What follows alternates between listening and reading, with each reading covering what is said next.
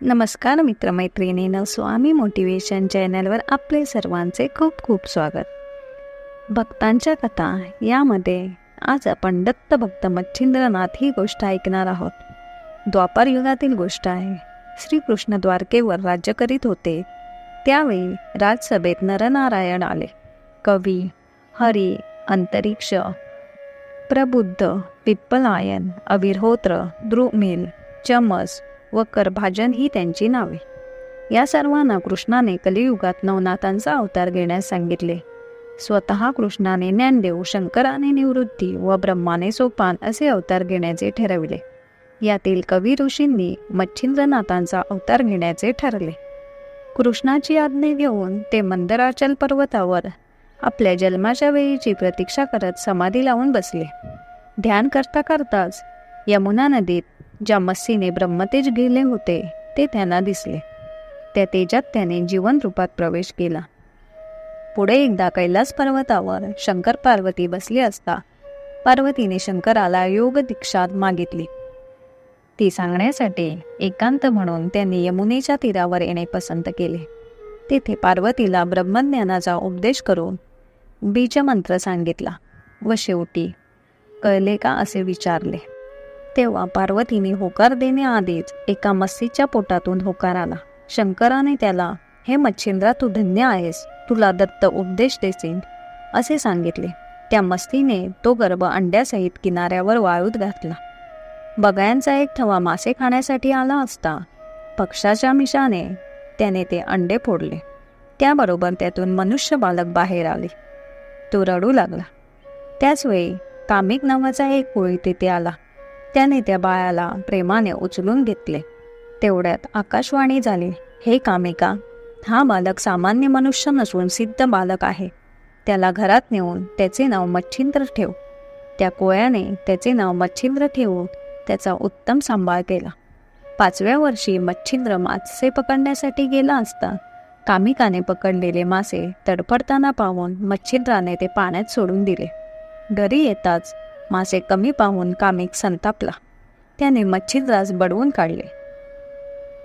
चालता हो, भीक माग असे म्हणताच रागाने मच्छिंद्र घराबाहेर पडला.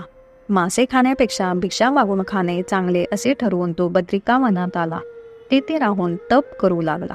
त्याचवेळी तिथे शंकर व दत्त मंदराचलाची शोभा पाहत निघाले होते. दाट अरण्यात बसलेल्या अस्थिपंजर मच्छिंद्राला पाहून दत्तात्रेयांना वाईट वाटले. त्यांच्याजवळ जाऊन त्यांनी त्याला त्याच्या कठोर तपाचे कारण विचारले. प्रत्यक्ष दत्त समोर आलेले पाहून मच्छिंद्रास आनंद झाला. गुरुदेव, मी धन्य झालो असे म्हणून त्याने दत्तचरणी लोटांगण घातले. अश्रू भरल्या डोळ्याने तो विचारू लागला, हे देवा, माझ्या भक्तीत असे काय कमी झाले की आपण माझी 12 वर्ष उपेक्षा केली. दत्तात्रेयाने मच्छिंद्राचे अश्रू पुसले, त्याला सुदृढ केले व दीक्षा दिली. त्या क्षणी मच्छिंद्रांची भेदबुद्धी नाहीशी झाली. त्याला सर्वत्र चैतन्याचा अनुभव आला. त्या क्षणी दत्तात्रेयाने त्याला शंकराजवळ आणले. त्यांच्या आज्ञेने दत्ताने त्याला सर्व सिद्धीचे सामर्थ्य दिले. मच्छिंद्रावर अनुग्रह करून त्याला सर्व देवतांचे वरदान प्राप्त करून दिले. दत्तात्रेयांचा अनुग्रह घेऊन मच्छिंद्र भ्रमंती करू लागला. तो सप्तशृंगी येथे आला. या देवीचे सुंदर स्तुतिस्तोत्र आपण लिहावे यासाठी दैवतांना अनुकूल करावे म्हणून त्याने 7 दिवसांचे अनुष्ठान मांडले. देवी प्रसन्न झाली. तिने शाबरी विद्या मिळवण्यासाठी विविध साधने त्यांना सांगितली.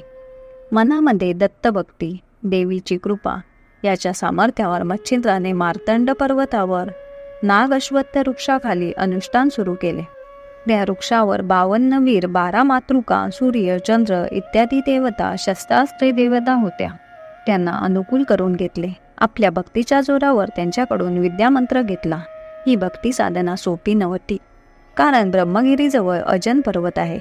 तिथे एक नदी दक्षिणेला वाहते. तिच्या पात्रात हत्तीच्या पावला एवढे कुंडे आहेत. पांढरीच्या वेली घेऊन एकेका कुंडात टाकायच्या. ज्या कुंडातली वेल जिवंत राहील त्या स्नान करायचे.